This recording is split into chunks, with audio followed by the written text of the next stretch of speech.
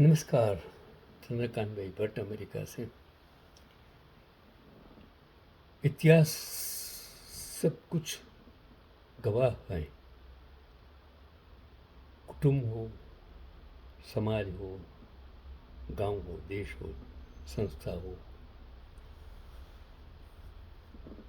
वो कितने लोग आया राम गया राम एक शब्द था।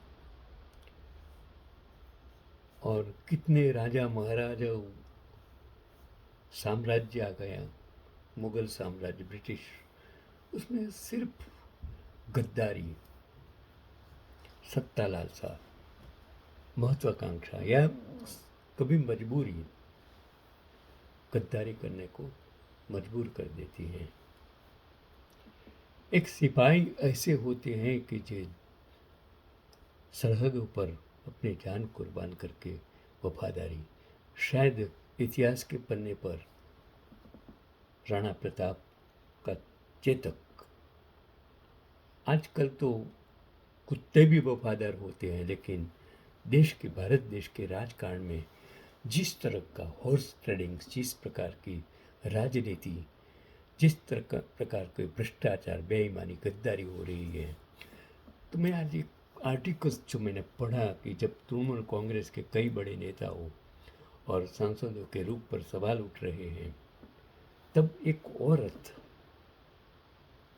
दो औरत है, घोष और दूसरी है महुआ मोइत्रा ने, और वो आज़ाद,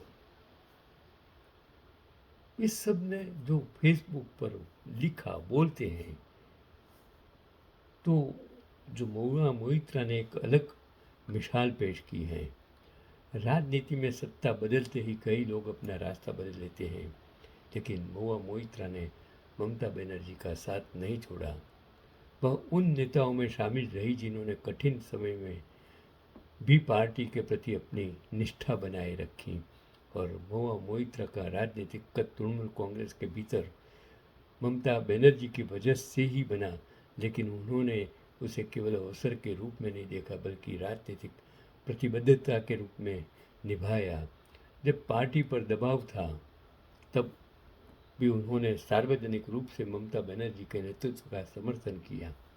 सत्ता के समीकरण बदलने के बावजूद उन्होंने अपने राजनीतिक रूप में कोई बदलाव नहीं किया। यह बात उनके समर्थकों के लिए भी महत्वपूर्ण संदेश है कि राजनीति केवल पद और सत्ता का खेल नहीं है। कई नेता परिस्थितियों के अनुसार पक्ष बदल देते हैं, लेकिन महुआ मोइत्रा ने अपनी राजनीतिक पहचान को पार्टी के साथ जुड़े रखा। उसका यह रूप बताता है कि व्यक्तिगत महत्वाकांक्षा और राजनीतिक निष्ठा में अंतर होता है। आज जब दल बदल की राजनीति पर लगातार चर्चा हो रही है, तब महुआ मोइत्रा का उदाहरण अलग नजर आता है। जो मैंने कहा ना,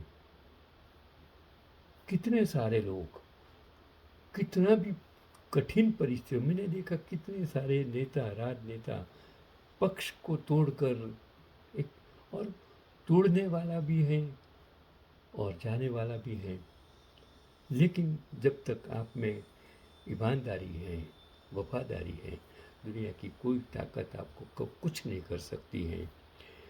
हमारी आज समाज के प्रति, कुटुंब के प्रति, देश के प्रति वफादारी कम, सत्ता लालसा, धन लालसा, महत्वाकांक्षा आज बहुत बढ़ गई है। और वो उसने बताया कि विरोधी परिस्थितियों में भी अपने नेतृत्व के साथ खड़ा रहा जा सकता है। राजनीतिक मतभेद हो सकते हैं, लेकिन निष्ठा की अपनी एक कीमत होती है। और महिला महुआ मोइत्रा ने कम से कम इस मामले में यह संदेश दिया है कि विश्वास और साथ निभाने की राजनीति अभी भी पूरी तरह खत्म नहीं हुई है। मैं आज मेरे जीवन का कार्यकाल, मैं तो 1944 आज़ादी के पहले जन्मा, हिंदुस्तान में जन्मा, और भारत को नज़दीक से देखा, गुजरात को नज़दीक से, लोगों को नज़दीक से, क्लासेस की वजह से, सामाजिक संस्थाओं की वजह से वो दौर देखा। और उसमें मैंने यही पाया कि लोग बेवफा होते जा रहे हैं सत्ता के लिए, पैसे के लिए। मैंने मेरा जीवन वफादारी, ईमानदारी, सेवा भावना और मानवता के साथ जुड़ा रखा। और क्या हर इंसान चंद्रकांत भट्ट बन सकता है? क्या हर इंसान चेतक की तरफ अपने मालिक को वफादार हो सकता है? मैंने लॉ पढ़ा, इसमें लॉ ऑफ टॉर्ट्स, अपकृत्यों का कायदा, उसमें मालिक के प्रति नौकर की फर्ज, नौकर के प्रति मालिक की फर्ज और वफादारी की बहुत सारी बातें लिखी हुई है। लेकिन कोर्टों में जो कुर्सी पर बैठे, सत्यमेव जयते लिखे कुर्सी पर बैठे वो जज क्या ईमानदार हैं? क्या वकील ईमानदार हैं? क्या न्यायतंत्र आज ईमानदार हैं? क्या मीडिया ईमानदार हैं? क्या पत्रकार ईमानदार हैं? क्या राजनीति सत्ता के लिए है या सेवा के लिए है? आप राजनीति में आते हो तो क्या सेवा के लिए आते हो? इतने सारे लाखों करोड़ों रुपया खर्च कर कर आप जब सत्ता में आते हो, संसद बनते हो, एमपी बनते हो, एमएलए बनते हो, छोटे छोटे गांव में बनते हो, तो क्या आपका कर्तव्य सिर्फ सिर्फ सेवा है? ये मैं कह नहीं सकता हूँ।